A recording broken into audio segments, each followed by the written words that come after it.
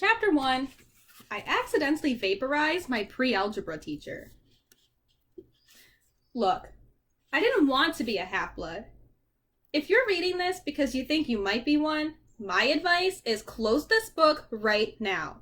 Believe whatever lie your mom or dad told you about your birth and try to lead a normal life. Being a half-blood is dangerous. It's scary. Most of the time, it gets you killed in painful, nasty ways. If you're a normal kid reading this because you think it's fiction, great, read on. I envy you for being able to believe that none of this ever happened. But if you recognize yourself in these pages, if you feel something stirring inside, stop reading immediately. You might be one of us. And once you know that, it's only a matter of time before they sense it too. And they'll come for you. Don't say I didn't warn you. My name is Percy Jackson. I'm 12 years old. Until a few months ago, I was a boarding student at Yancey Academy, a private school for troubled kids in upstate New York. Am I a troubled kid? Yeah, you could say that. I could start at any point in my short, miserable life to prove it. But things really started going bad last May, when our 6th grade class took a field trip to Manhattan. 28 mental case kids and 2 teachers on a yellow school bus heading to the Metropolitan Museum of Art to look at ancient Greek and Roman stuff. I know, it sounds like torture. Most Yancey field trips were. But Mr. Brunner, our Latin teacher, was leading this trip, so I had hopes. Mr. Brunner was this middle-aged guy in a motorized wheelchair. He had thinning hair and a scruffy beard and a frayed tweed jacket, which always smelled like coffee. You wouldn't think he'd be cool, but he told stories and jokes and let us play games in class. He also had this awesome collection of Roman armor and weapons, so he was the only teacher whose class didn't put me to sleep. I hoped this trip would be okay. At least, I hoped that for once, I wouldn't get in trouble. Boy, was I wrong. See, bad things happen to me on field trips. Like at my 5th grade school, when we went to the Saratoga battlefield, I had this accident with a Revolutionary War cannon. I wasn't aiming for the school bus, but of course I got expelled anyway. And before that, at my 4th grade school, when we took a behind-the-scenes tour of the Marine World shark pool, I sort of hit the wrong lever on the catwalk and our class took an unplanned swim. And the time before that, well, you get the idea. This trip, I was determined to be good. All the way into the city, I put up with Nancy Bobafett, the freckly red-headed kleptomaniac girl, hitting my best friend Grover in the back of the head with chunks of peanut butter and ketchup sandwich. Grover was an easy target. He was scrawny, he cried when he got frustrated. He must have been held back several grades because he was the only 6th grader with acne and the start of a wispy beard on his chin. On top of all that, he was crippled. He had a note excusing him from PE for the rest of his life because he had some kind of muscular disease in his legs. He walked funny, like every step hurt him. But don't let that fool you. You should have seen him run when it was enchilada day in the cafeteria. Anyway, Nancy Bobafett was throwing wads of sandwich that stuck in his curly brown hair, and she knew I couldn't do anything back to her because I was already on probation. The headmaster had threatened me with death by in-school suspension if anything bad, embarrassing, or even mildly entertaining happened on this trip. "I'm going to kill her," I mumbled. Grover tried to calm me down. It's okay. I like peanut butter. He dodged another piece of Nancy's lunch. "That's it!" I started to get up, but Grover pulled me back to my seat. You're already on probation. He reminded me. You know who'll get blamed if anything happens. Looking back on it, I wish I'd decked Nancy Boba Fett right then and there. In-school suspension would have been nothing compared to the mess I was about to get myself into. Mr. Brunner led the museum tour. He rode up front in his wheelchair, guiding us through the big, echoey galleries, past marble statues and glass cases full of really old black and orange pottery. It blew my mind that this stuff had survived for 2,000, 3,000 years. He gathered us around a 13-foot tall stone column with a big sphinx on the top and started telling us how it was a grave marker, a steal, for a girl about our age. He told us about the carvings on the sides. I was trying to listen to what he had to say because it was kind of interesting, but everybody around me was talking, and every time I told them to shut up, the other teacher chaperone, Mrs. Dodds, would give me the evil eye. Mrs. Dodds was this little math teacher from Georgia who always wore a black leather jacket, even though she was 50 years old. She looked mean enough to ride a Harley right into your locker. She had come to Yancey halfway through the year when our last math teacher had a nervous breakdown. From her first day, Mrs. Dodds loved Nancy Boba Fett and figured I was devil spawn. She would point her crooked finger at me and say, "Now, honey," real sweet, and I knew I was going to get after-school detention for a month. One time, after she'd made me erase answers out of old math workbooks until midnight, I told Grover I didn't think Mrs. Dodds was human. He looked at me real serious and said, You're absolutely right. Mr. Brunner kept talking about Greek funeral art. Finally, Nancy Boba Fett snickered something about the naked guy on the steel, and I turned around and said, "Will you shut up?"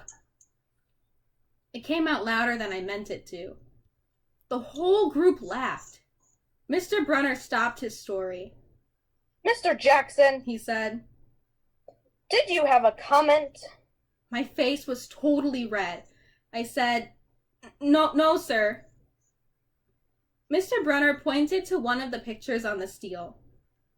"Perhaps you'll tell us what this picture represents?" I looked at the carving and felt a flush of relief because I actually recognized it. That's Kronos eating his kids, right? "Yes." Mr. Brunner said, obviously not satisfied. "And he did this because?" Well, I racked my brain to remember. Kronos was the king god and... God? Mr. Brunner asked. Titan, I corrected myself.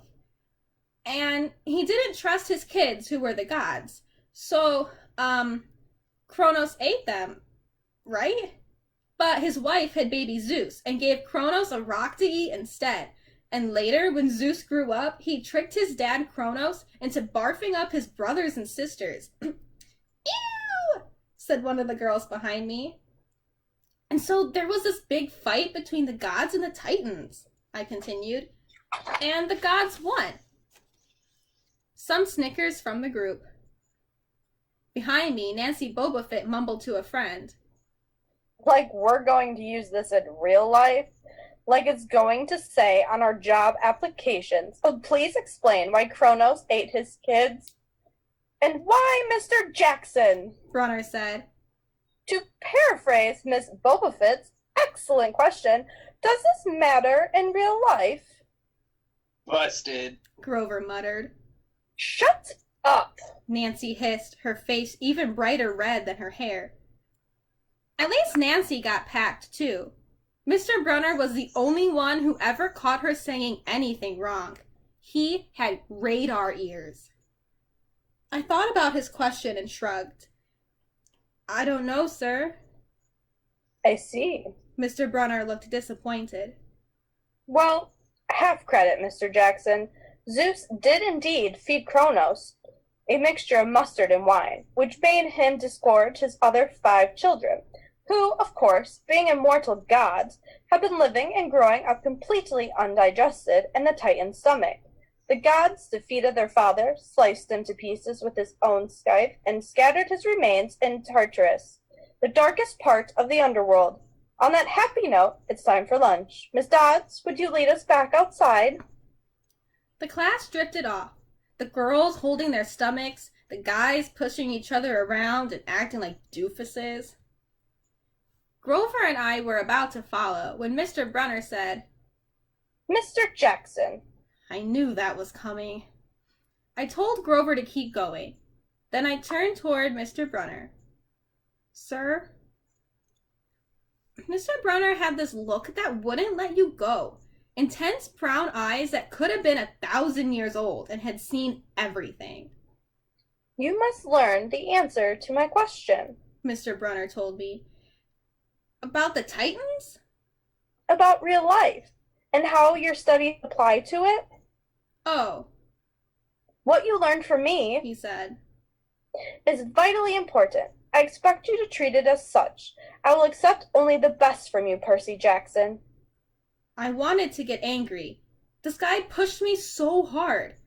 I mean, sure, it was kind of cool on tournament days when he dressed up in a suit of Roman armor and shouted, What ho! And challenged us, sword point against chalk, to run to the board and name every Greek and Roman person who had ever lived, and their mother, and what god they worshipped. But Mr. Brunner expected me to be as good as everybody else, despite the fact that I have dyslexia and attention deficit disorder, and I had never made above a C- in my life. No, he didn't expect me to be as good. He expected me to be better. And I just couldn't learn all those names and facts, much less spell them correctly.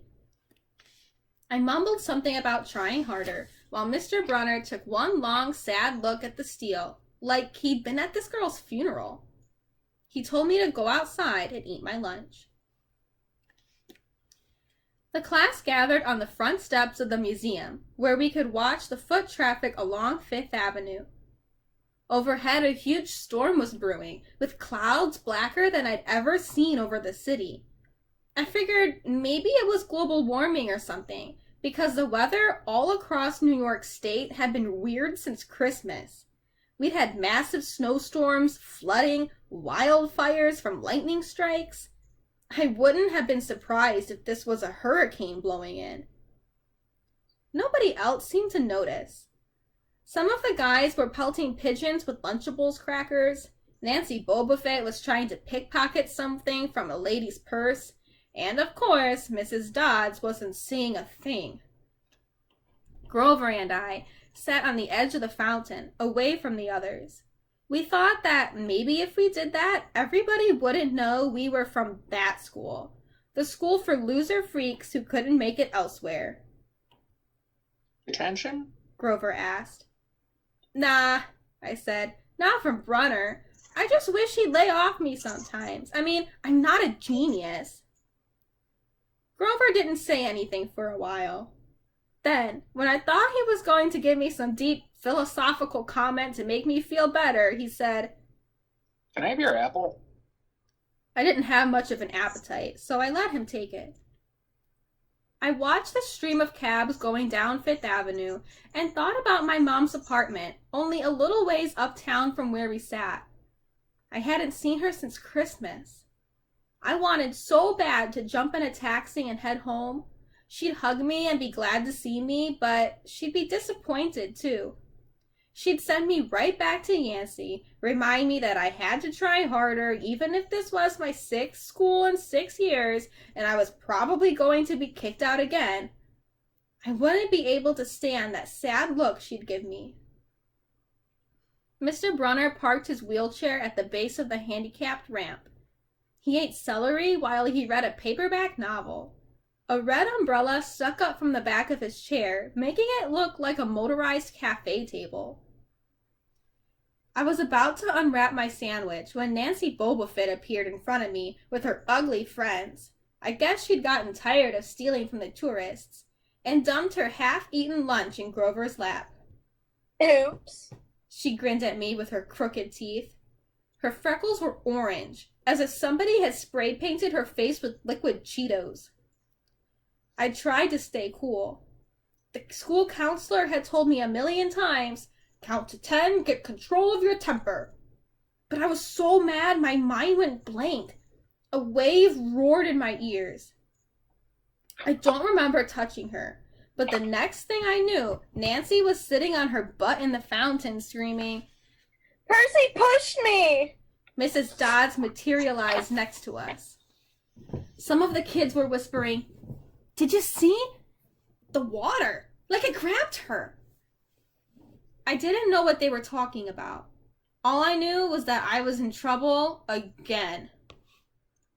As soon as Mrs. Dodds was sure poor little Nancy was okay, promising to get her a new shirt at the museum gift shop, etc., etc., Mrs. Dodds turned on me. There was a triumphant fire in her eyes, as if I'd done something she'd been waiting for all semester. Now, honey. I know, I grumbled. A month erasing workbooks. That wasn't the right thing to say. Come with me, Mrs. Dodds said. Wait! Grover yelped. It was me. I pushed her. I stared at him stunned. I couldn't believe he was trying to cover for me. Mrs. Dodds scared Grover to death. She glared at him so hard his whiskery chin trembled. I don't think so, Mr. Underwood, she said. But? You will stay here. Grover looked at me desperately. It's okay, man, I told him. Thanks for trying. Honey. Mrs. Dodds barked at me. Now. Nancy Bobofit smirked. I gave her my deluxe I'll kill you later stare. Then I turned to face Mrs. Dodds, but she wasn't there. She was standing at the museum entrance, way at the top of the steps, gesturing impatiently at me to come on. How'd she get there so fast? I have moments like that a lot, when my brain falls asleep or something, and the next thing I know I've missed something, as if a puzzle piece fell out of the universe and left me staring at the blank place behind it.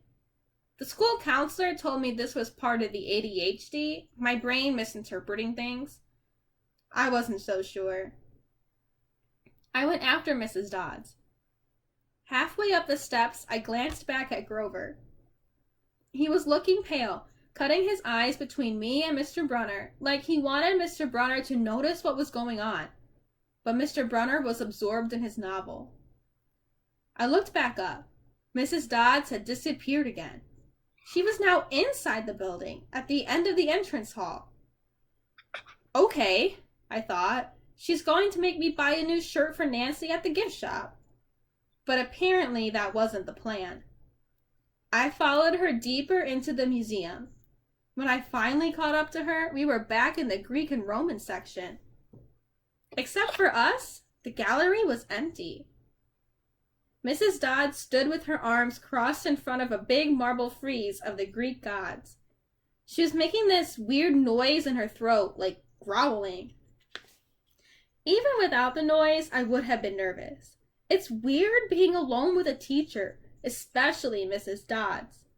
Something about the way she looked at the frieze, as if she wanted to pulverize it. You've been giving us problems, honey, she said. I did the safe thing. I said, Yes, ma'am. She tugged on the cuffs of her leather jacket. Did you really think you would get away with it? The look in her eyes was beyond mad. It was evil. She's a teacher, I thought nervously. It's not like she's going to hurt me. I said, I'll try harder, ma'am. Thunder shook the building. We are not fools, Percy Jackson, Mrs. Dodds said. It was only a matter of time before we found you out. Confess, and you will suffer less pain. I didn't know what she was talking about.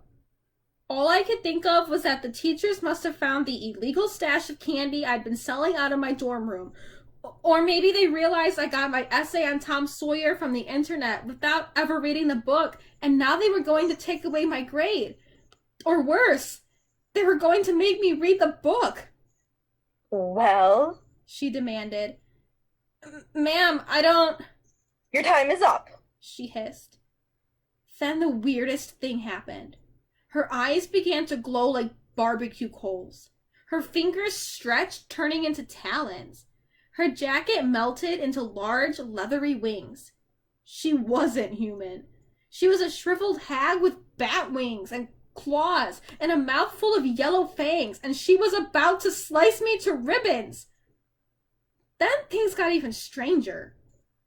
Mr. Brunner, who'd been out in front of the museum a minute before, wheeled his chair into the doorway of the gallery holding a pen in his hand. What ho, Percy? He shouted and tossed the pen through the air. Mrs. Dodds lunged at me. With a yelp, I dodged and felt talons slash the air next to my ear. I snatched the ballpoint pen out of the air, but when it hit my hand, it wasn't a pen anymore. It was a sword, Mr. Brunner's bronze sword, which she always used on tournament day. Mrs. Dodds spun toward me with a murderous look in her eyes. My knees were jelly. My hands were shaking so bad I almost dropped the sword. She snarled, Die, honey. And she flew straight at me. Absolute terror ran through my body. I did the only thing that came naturally. I swung the sword. The metal blade hit her shoulder and passed clean through her body as if she were made of water. Mrs. Dodds was a sandcastle and a power fan.